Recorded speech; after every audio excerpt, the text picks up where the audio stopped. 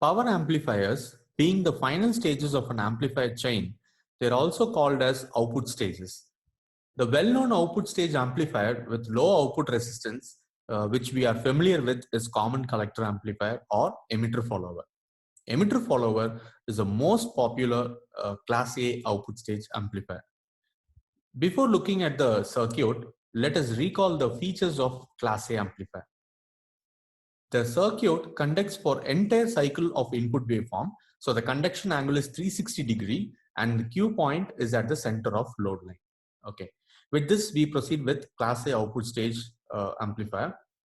Consider the transistor Q1 in common collector mode. Taking sine wave as input for the positive half cycle, the output follows the input. Q1 is forward biased due to the VB1 across the base and emitter terminal of the transistor. Now, by KVL, we can write VCC equal to the drop across the transistor, that is VCE1 plus the output voltage V0. So from this, the output voltage will be equal to VCC minus VCE1. Okay, now what is the maximum value of output? The maximum value is obtained when Q1 reaches the saturation. So V0 max is equal to VCC minus VCE1 saturation. So this is the maximum limit or the positive limit of the output voltage. But for negative half cycle, the transistor will be cut off as the VB1 is negative and no low current flows in the circuit. So what is the output voltage? The output voltage will be equal to 0. This is because the transistor is not biased, so Q point will be in cutoff. The transistor conducts only for positive cycle and does not conduct for negative cycle. But what was the feature of a Class A amplifier? The Q point has to be sent at the center and the circuit should be operative throughout the cycle.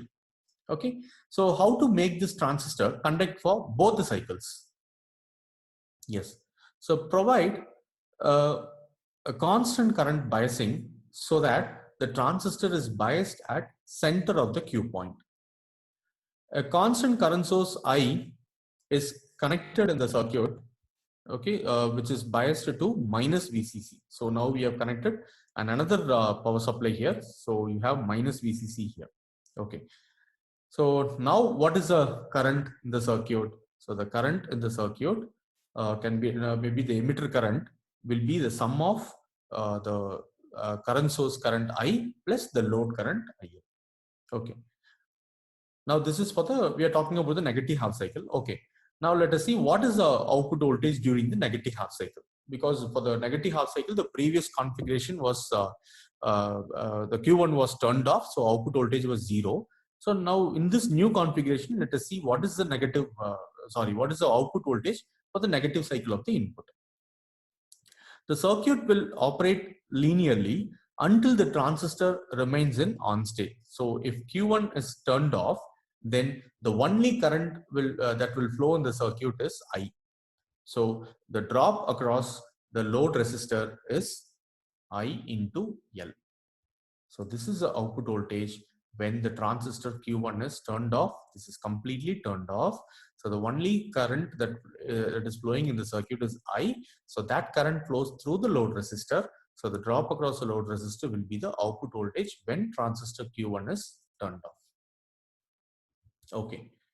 Now, so this is the minimum output voltage obtained in the negative direction. So V0 minimum equal to minus I into R, where the negative sign is because the load current is in opposite direction to that of the current source value I. Okay. Now let us plot a transfer characteristics showing the positive limit and the negative limit of the linear region. Okay. So just recall the maximum output voltage V0 max, we found it to be VCC minus VCE1 sat when Q1 is turned or in conduction, and the minimum output voltage we found it to be minus I into RL when Q1 was in cutoff.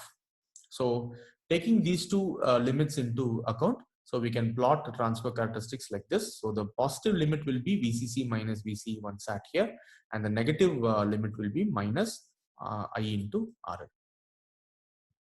Okay. Now let us try to replace the current source by a practical circuit. So how to design a simple current source circuit? Let us include a transistor Q2 so that the collector current of the transistor Q2 is at value I. So that is the constant current I. So this should be at value I. Okay, so the transistor should be designed such a way that the collector current is I, so that a constant current flows in the circuit. Now, in order to provide a constant current, then the transistor should be turned on always. So this is possible only with a constant base voltage. So now we need to provide a constant base voltage. So in order to provide a constant VB, that is 0.7 volt across the base and emitter of the transistor, let us connect a diode at the base to provide a constant VB across the base emitter of Q2. Now the cathode of the diode is connected to minus VCC. So your cathode is at minus VCC. Now anode should be connected to appropriate potential so that the diode will be always on. So in order to do that, the anode should be connected to ground through a resistor R. So now let us see if there is any change in the output voltage after including this circuit or after including this configuration. Okay. Now during positive half cycle, Q1 is on, so output follows input. So there is no difficulty in that. So when Q1 is on, output is equal to the input. Now during negative half cycle, to know the limit of the linear region, if Q1 is turned off, then by KVL, we can write that minus VCC equal to, that is writing the KVL on the other side. When Q1 is turned off, we are writing KVL at this portion of the circuit. So minus VCC equal to VCE plus V0. So from this, we can write V0 equal to minus VCC plus VCE.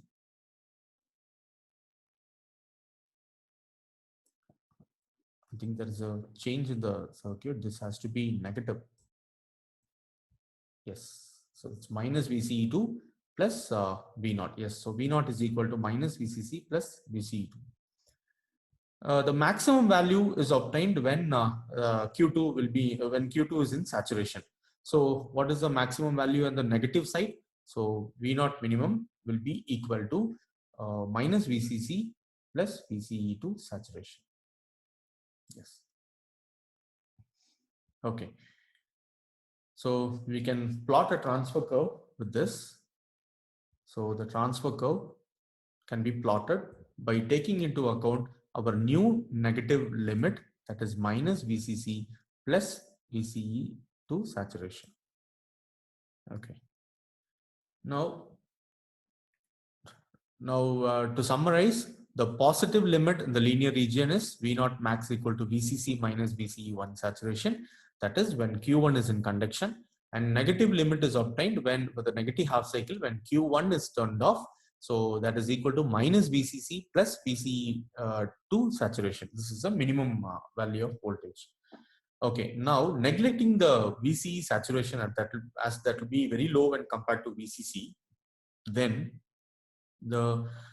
if the bias current I is properly chosen, then the output voltage can swing between minus VCC and plus VCC. So neglecting VCE1 sat and VCE2 sat, both the output voltages will be equal to minus VCC and plus VCC. So you'll get a proper swing of voltage.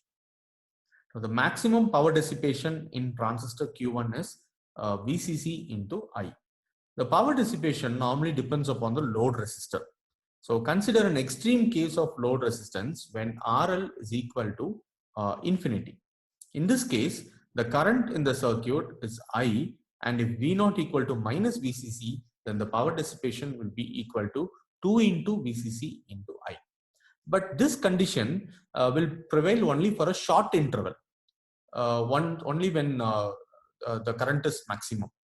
So an average power dissipation in Q1 is VCC into I, and the same way the average power dissipation in Q2 is also VCC into I. Okay. Next, let us discuss about the power conversion efficiency of power amplifier.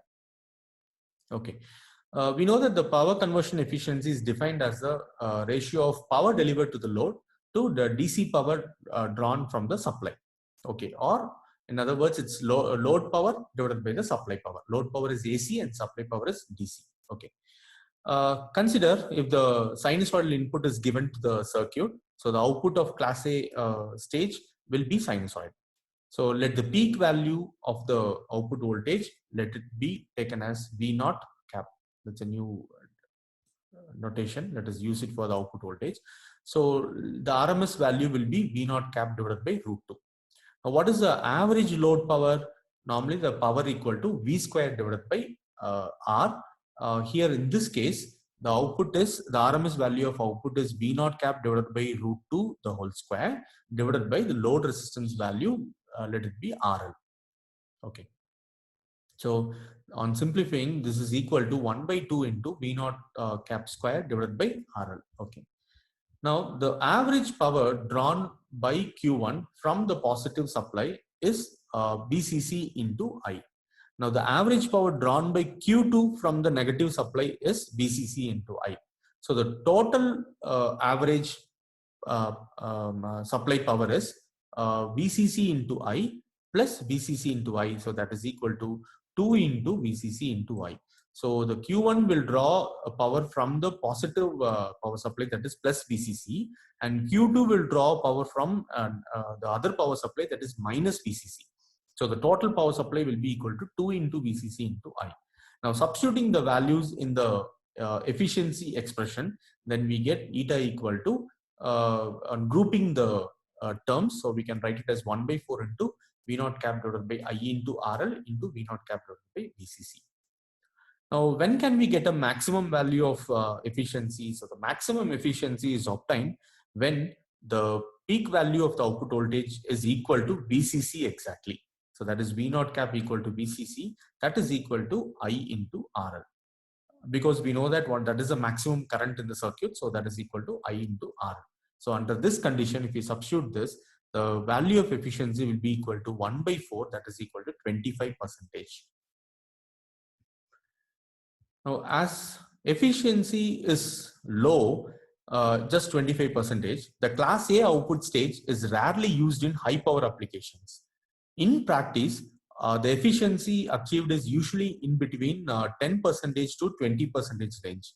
So due to this, class A stage is usually used only in small power applications that require only a few watts of load power. Class A base power as operating point is in the center of load line.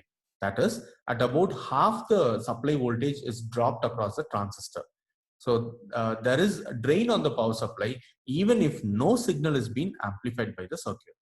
So the only advantage of class A amplifier or class A output stage operation is that the output signal is a good replica of the input signal. That is, the distortion is low in the circuit.